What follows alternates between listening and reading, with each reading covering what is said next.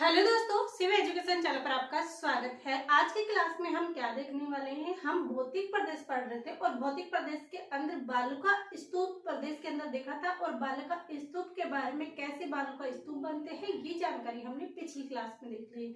अब आज हम क्या करेंगे, जो बालू का स्तूप है ये कौन कौन से बालू का स्तूप है इनका वर्गीकरण देखेंगे।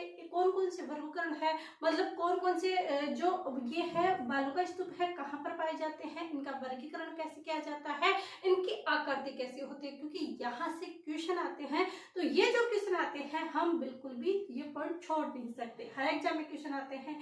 तो आज यही बालू का स्तूप कहेंगे।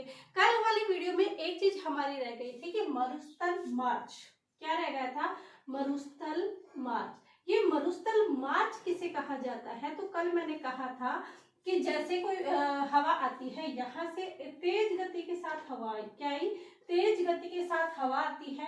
यहाँ से जब तेज गति से हवा आती आती आती यहाँ पर मंद हो जाती है और यहाँ पर कोई पहाड़ी, यहाँ पर कोई पेड़ हो या फिर कोई झाड़ीनुमा हो उसके टकराव के कारण या फिर तेज गति हो जाने के बाद यहाँ पर मंद हो जाएगी। तो इस मंद गति की हवा हो जाने से यहाँ से उड़ाएगी मिट्टी, यहाँ पर इकट्ठी हो जाएगी और यहाँ पर जो आएगी वो नवीन आएगी। तो इसे ही हम क्या कहे थे, इसको बालू का स्तूप कहते हैं। क्या कहे थे, बालू का स्तूप। तो क्या कहे थे इसको, बालू का स्तूप। अब यहाँ पर हमने लिखा है मरुस्थल मार्च। मरुस्थल मार्च किसे कहते हैं, ये देखो यहाँ पर जो पहले बालू का स्तूप है, यहाँ से तेज हवा चली और फिर यहाँ पर आके इकट्ठी हो गई, तो यही क्या है, मरुस्थल मार्च है। मरुस्थल मार्च का अर्थ क्या है, मरुस्थल का मार्च है कि यहाँ पर जो मरुस्थल, यहाँ पर जो रेत थी वो, यहाँ पर जो बालू का स्तूप थे वो यहाँ पर थे। दूसरे दिन हमने देखा यहाँ पर आ गए, तो इनका जो आगे खिसकना, इन हवाओं की वजह से यहाँ पर नए बन जाना, यही क्या कहला जाता है, मरुस्थल मार्च कहलाता है। क्या कहलाता है, मरुस्थल मार्च। क्योंकि पहले हमने देखा कि यहाँ पर क्या थे, बालू का स्तूप रेत के टीले बने हुए थे, लेकिन यहाँ पर तेज हवा आई और ये सारी मिट्टी यहाँ से जो उड़कर कहाँ आ गई, यहाँ पर जो मंद गति हुई है यहाँ पर आकर ये सारी मिट्टी इकट्ठी हो गई। तो अब जो बालू का स्तूप बन गए वो कहाँ बन गए, यहाँ पर। और इसी जो प्रक्रिया है, इसी प्रक्रिया को हम क्या कहते हैं, मरुस्थल मार्च कहते हैं। इस नाम से जानते हैं, मरुस्थल मार्च के नाम से जाने जाते हैं। यानी जो बालू का स्तूप या मरुस्थल का आगे की ओर खिसक जाना ही क्या है, मरुस्थल मार्च है। तो ये चीजें हम देखेंगे यहाँ पर और इसकी डेफिनेशन नोट डाउन करेंगे, क्योंकि एग्जाम में ये डेफिनेशन इनके पूछे जाती है। तो मरुस्थल मार्च किसे कहते हैं, मरुस्थल मार्च कहते हैं मरुस्थल, क्या, मरुस्थल या बालू का स्तूप का आगे की ओर, आगे की और क्योंकि हवाई ऐसे चलेगी, ये तो नहीं कि इधर से हो तो इधर से उड़ाकर सारी मिट्टी को यहाँ लेके जाएगी। तो इन बालू का स्तूपों का आगे की ओर बढ़ना, आगे की ओर खिसकना या बढ़ना या फिर विस्तार होना, विस्तार होना, ये विस्तार होना ही क्या कहलाता है, मरुस्थल मार्च कहलाता है। बता दिया हो गई कि पहले जो वहां पर बालू का स्तूप थे उसके बाद वहां से तेज हवा चल के दोबारा से नए बालू का स्तूप बन जाते हैं दूसरी जगह जाकर, तो उसी को क्या कहा जाता है, मरुस्थल मार्च कहा जाता है।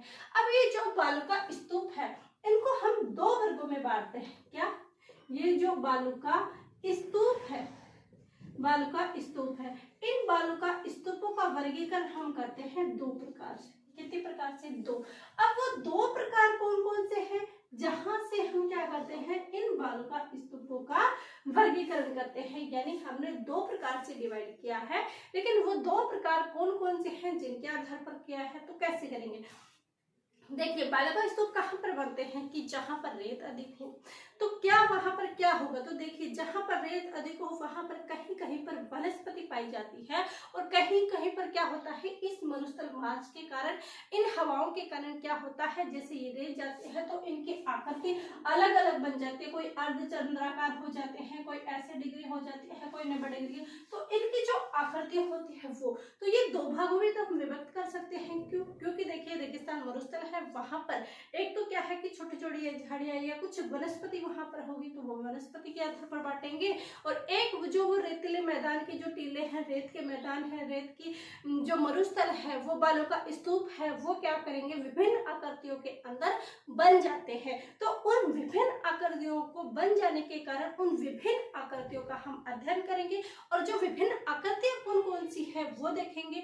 तो इनको हमने दो पार्ट पर डिवाइड कर देते हैं। एक तो यहाँ पर हम लिखेंगे वनस्पति के आधार पर, वनस्पति के आधार पर, और दूसरा हम कर देंगे कि उसकी जो आकृति बनी है वो आकृति कैसी बनी है, तो उसके आकार व आकृति के अनुसार, आकार व आकृति के अनुसार। तो ये दो चीजें हैं, इन दो के अनुसार हम क्या करेंगे, उसका वर्गीकरण करेंगे। ये वर्गीकरण हमने देख लिया।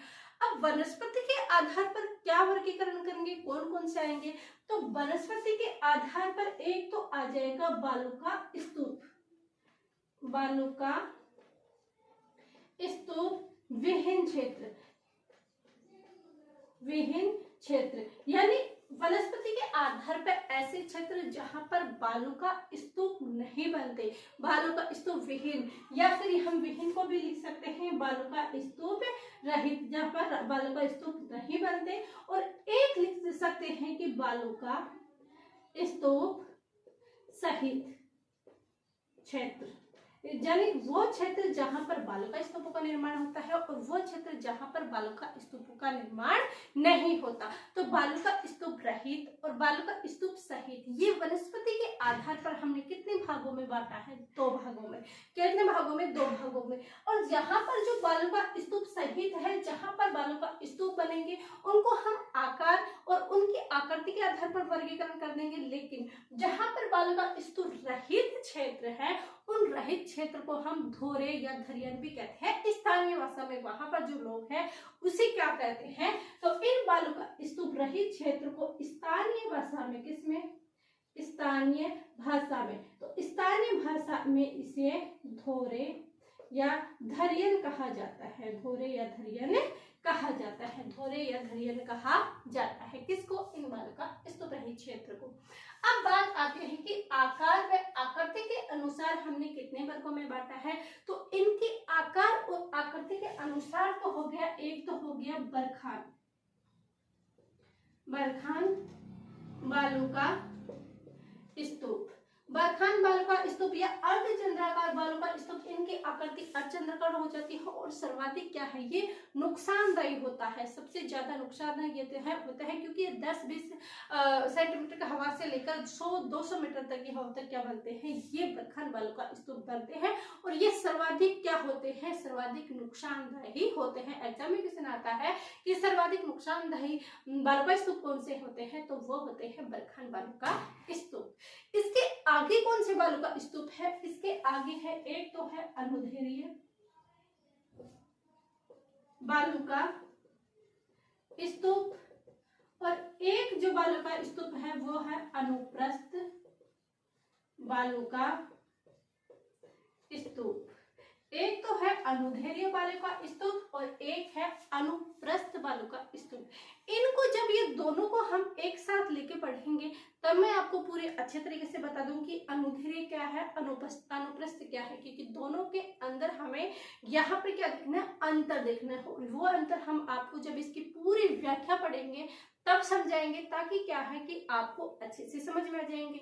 आज की क्लास में हम सिर्फ ये देखेंगे कि ये जो कौन कौन से वर्गीकरण किस क्षेत्र के अंदर शामिल किए जाते हैं वो हम आज की क्लास में देखने वाले हैं। तो ये कि हम नाम लिखते रहते हैं कि बरखान, अनुदैर्ध्य, अनुप्रस्थ और पैराबोलिक, पैराबोलिक बालू का स्तूप, पैराबोलिक बालू का स्तूप। और कौन से बालू का स्तूप है, पैराबोलिक बालू का स्तूप लिख लिया हमने। फिर इसके हमने शुक्र का बीज, शुक्र का बीज बालू का स्तूप, शुक्र का बीज बालू का स्तूप देख लिया। और कौन से बालू का स्तूप आ जाते हैं, यहाँ पर आ जाते हैं तारा बालू का स्तूप। क्या आते हैं, तारा बालू का स्तूप, एक तारा बालू का स्तूप और एक आ जाता है नेटवर्क बालू का स्तूप। तो ये क्या है, ये बालू का स्तूप को क्या किया हमने, आकार और आकृति के अनुसार इनका वर्गीकरण किया। कैसे वर्गीकरण किया कि बालू का स्तूप को हमने दो वर्गों में बांटा, कौन कौन से, वनस्पति के आधार पर और आकार और उनकी आकृति के अनुसार कि कैसे आकार बनते हैं और कैसे उनकी आकृति बनती है। उसके बाद देखा कि वनस्पति के आधार पर बालू का स्तूप और बालू का स्तूप रहित क्षेत्र और रहित और सहित, और जो रहित है उनको स्थानीय भाषा में धुरे या धरियन कहा जाता है। इसके बाद आकार और आकृति के अनुसार हमने बरखान बालू का स्तूप, अनुदैर्घ्य, अनुप्रस्थ, पैराबोलिक, शुक्राकार, तारा बालू का स्तूप और नेटवर्क बालू का स्तूप, इन बालू का स्तूप के अंदर क्या किया, इनको हमने बांट दिया। अब एक एक करके इनकी व्याख्या हम कल से देखने वाले हैं, तो आप कंटिन्यू बने रहिएगा, अपनी पढ़ाई जारी रखिएगा, क्योंकि ये मुद्दा उठता रहेगा कि रेट में एक पेपर होगा, दो पेपर होगा, या फिर अदर जो भी बातें हैं। देखिए जिस भी एग्जाम हो, यदि हम राजस्थान एग्जाम की तैयारी कर रहे हैं तो राजस्थान जी के आना ही आना है। उसके बाद अगर हम टीचर्स की तैयारी कर रहे हैं तो पेपर जो हमारा है वो आने वाला है। और यदि आप इस समय पुस्तक को लेकर बैठे हैं तो वो करिए, क्योंकि निकट वाले को देखिए, दूर की मत तैयारी कीजिए। अभी आप सोचिए अभी तो कब वैकेंसी आएगी, उसके बाद देखेंगे नोटिफिकेशन आएगा, फॉर्म भरे जाएंगे, लेकिन पशु परीक्षा की जो तैयारी कर रहे हैं वो कंटिन्यू करते रहिए, क्योंकि इसकी एग्जाम तय है कि किसमें आएगी, दिसंबर में आएगी। आई होप ये चीजें आपको समझ में आ गई होगी। ऐसे ही कंटिन्यू क्लास आपको मिलती रहेगी। चैनल को अधिक से अधिक शेयर कीजिएगा, लाइक कीजिएगा, आपका प्यार और आपका सपोर्ट इस चैनल से बनाइएगा। आप सभी का धन्यवाद, थैंक यू।